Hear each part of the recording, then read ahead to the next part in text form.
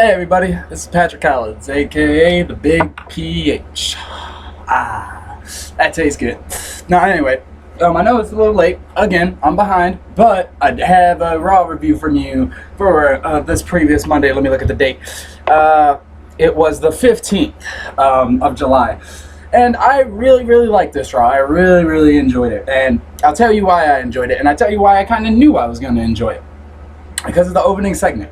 It was the first ever Raw by the new general manager, Brad Maddox. And if anybody knows Brad Maddox, they know that he has that little something special called the Maddox. So every segment that he's in does not get a bad, a good, a great, or any kind of rating. It gets only one rating, and that is the Maddox rating. And that is the highest rating that you can get. But I digress. He comes out and he's got some big plans. He decides first off that he's going to make a rematch for Money in the Bank. Ziggler, Del Rio. Bam. Crowd loves it. The next choice he decides he's going to make is that he's going to let John Cena pick his own opponent for SummerSlam. Why did he do this? It's because he admired John Cena when he was a teenager. When Brad Maddox said that he admired John Cena, I almost admired John Cena. I was this close to saying, you know what, maybe John Cena ain't that bad of a guy. And then he said that is Brad Maddox as stupid as he looks? And I was like, wait, did Cena just call Maddox stupid? No, I don't respect that. I don't like that. John Cena is a punk. And if Maddox wanted to, he could have whooped his ass right there in the middle of the ring. But then they wouldn't have a champion. And it would just cause more problems than it'd be worth. But he should have whooped his ass. Randy Orton comes out. He says you'll never know when he cashes in. I know, it's going to be in about 9 months when he cashes in that Money in the Bank, whenever Cena's done with his freaking title.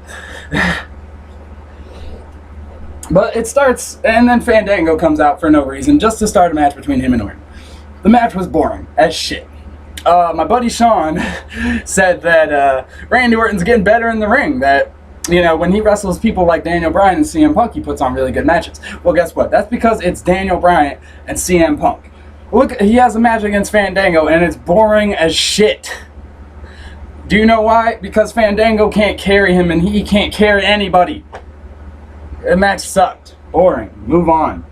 The only thing from last night, because my predictions were all off. If you watch my preview show and then my review of the show, every single prediction I got was wrong, basically, except for one. I knew that yesterday was going to be the start of the split between Dolph and AJ. And what happened? They split up. Dolph was like, I'm done with you, bitch. Oh! And he's like, I don't need that. Like, oh my gosh, Dolph Ziggler is so cool. He's about, whatever, crazy bitch, you don't need that drama, you know what I mean? You don't need that shit. He could go get both belts wins if he wanted. Shit, he's Dolph Ziggler. But, and then Mark Henry comes out. He says he took Cena to, he's wearing his suit again. So you think it's going to be another retirement promo or something, I don't know. But he says he took John Cena to his limit. And that he wants Cena to pick him again. Everybody basically wants Cena to pick them for his match at SummerSlam. But enough of that. Henry says that he's willing to take John Cena to his limit again, and I'm just thinking in my head, please God no, because that match was so fucking boring on Sunday. Please, anything but Mark Henry or the Great Khali, anything but. But luckily, the Shield comes out and beats the fuck out of Mark Henry. He tries, but he's no Superman. He can't beat three against one. He lost to Superman. He's not Superman. So he gets to beat down courtesy of the Shield. They leave. And then there's a lot of stuff in the backstage area this week with Brad Maddox. He does segments with Y2J. He does segments with Stephanie and God himself, Triple H. And it just proves to show. It just shows how great Brad Maddox is, even in comparison to other great talent like God or Y2J. And he makes another great match, RVD versus Y2J. He does a lot of great things. You know why? Because he's the Maddox. But that's enough of that. Del Rio versus Ziggler. They have a decent back and forth contest. I just seen him wrestle like the night before this pay-per-view, or the night before Raw, obviously. So I don't know how excited I was because I had just seen it, but they always put on a good contest. The ending came, AJ came out, distracted Dolph, and then he just gets kicked in the face, like right in the face, unprotected, just boom. Like, I'm surprised he doesn't have a million concussions. The way that Del Rio seems to kick, like, it's crazy. But this basically is AJ comes out, she starts beating up Dolph, and then Big E comes out and picks up the pieces, and then Big E and AJ gives him the kiss of death goodbye and walks out. And so I think it's a Ziggler and Big E feud now, so that should be interesting. And then I think the next part was one of my all-time favorite parts of Raw this week, and that was when R-Truth came out. And as soon as R-Truth came out, before anything happened, I said it out loud. I was like, man, I really hope the Wyatt family comes out and just beats his ass, because this is annoying. And what do you know? The Wyatt family comes out and beats his ass, and it was awesome. And not only that, but Bray Wyatt gets on the mic. He's just like, and he basically, he has he's there, and he's there to prove that they're the truth. Like, R-Truth calls himself the truth. He's not the truth. The Wyatt family and Bray Wyatt is the truth, and he will show you that you don't need your heroes anymore. All you need is him. Hashtag eat our words. And then he has a message for Kane, tells him to follow the buzzards. Very interesting. I don't know where they're going with this, but I do know that it's going to be awesome because Bray Wyatt is awesome. And he cut a really good promo, even though he seemed a little nervous, which should be expected. It's first time in front of like a live crowd, on TV. But I think he did a really good job. And then we have a WWE Universe match, the Real Americans versus the Usos. It was a really quick match. Usos won with a roll-up. Whatever. Who cares? Damian Sandow comes out. Damian Sandow wrestles Christian. I guess they're going the whole Dolph Ziggler route with Damian Sandow because he lost to Christian with a roll-up really quick. Like, I don't know. He reversed the elbow of disdain into the roll-up. So I think this is the start of a very long Damian Sandow losing streak. Cody Rhodes comes out, gets a big babyface entrance. So I guess he's a face now. Him and the Love Stash are a face. Awesome. I like Cody Rhodes. I have no problem with that. I like Damian Sandow as a heel, so I have no problem with that. Except for him losing all the time, which is where we're kind of at. Because WWE has no idea how to push Money in the Bank guys anymore. But then we have this really stupid commercial, and maybe I haven't been watching enough wrestling, but the 1-800 fella is stupid. Okay, Sheamus, why don't you come here, and I'm going to call you up, and you're going to kick me in the face for no reason. Oh my gosh, like, that's the stupidest business plan I ever heard of. Like, how are you going to make money off of that? Are you just going to, like, rifle through the guy's pockets and rob him? Like, are you going to be, like, a hitman? Like, what? Whatever. Naomi versus Brie Bella. Good women's match. Naomi is I didn't know she was actually as good as what she showed in this match. So, while I'm not looking forward to Total Divas on E, I am looking forward to the women getting more time on TV and getting maybe like a real feud and being able to show their abilities, because some of them are actually really good wrestlers by this match. Even though it was short, it was good and put over the women. Then we have the big Heyman Punk interaction sequence.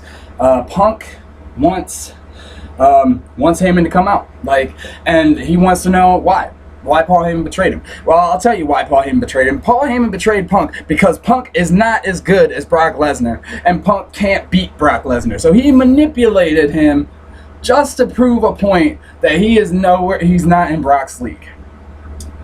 And at this time, man, there was some really vicious, it felt like a real argument between people that used to be really good friends.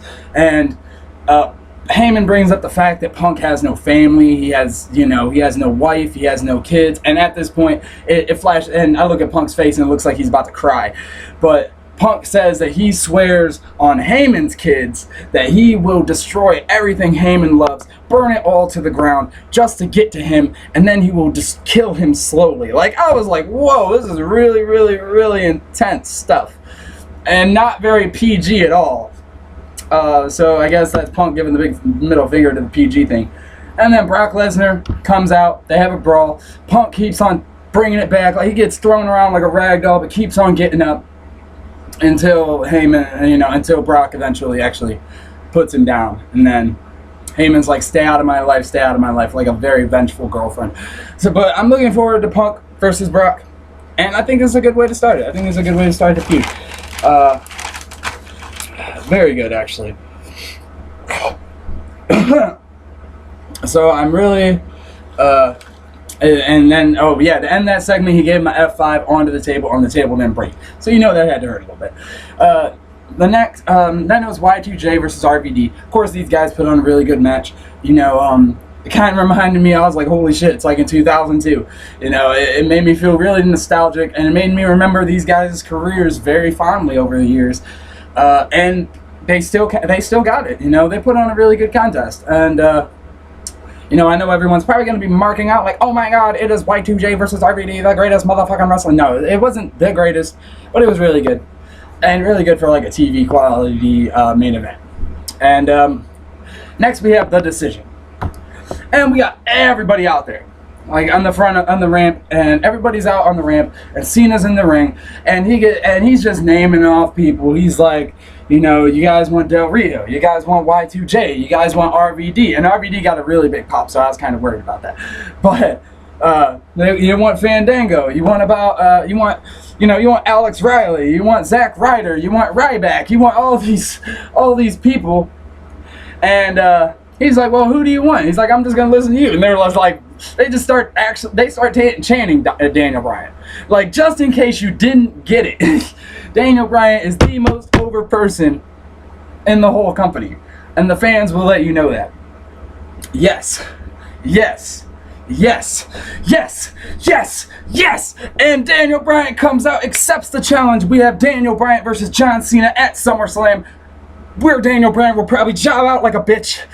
But I'm really excited, and just to see that final image of Daniel Bryan and John Cena staring face to face. Daniel Bryan, yes, yes, the entire arena, yes. No one's behind Cena at this point. Everyone wants Daniel Bryan to have that title. And I just wonder, like, did Daniel Bryan ever see that coming? When he was in Ring of Honor or Japan, did he see this situation ever happening in his life? Because I didn't. When I used to watch him, I never thought this would happen.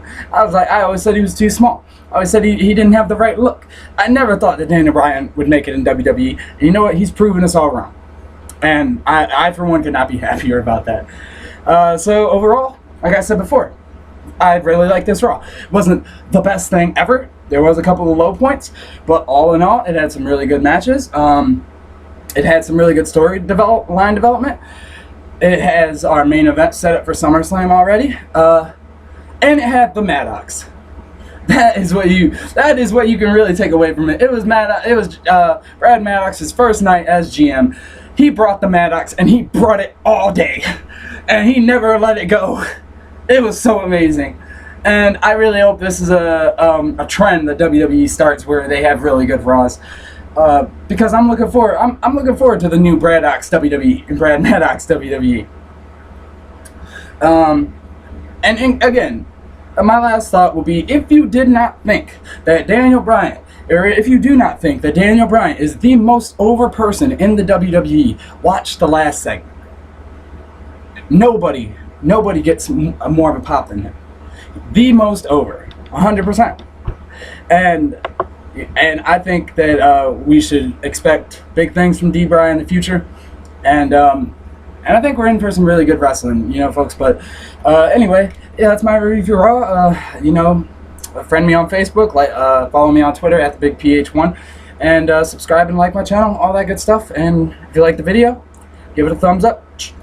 Yeah, so have a great day. Peace.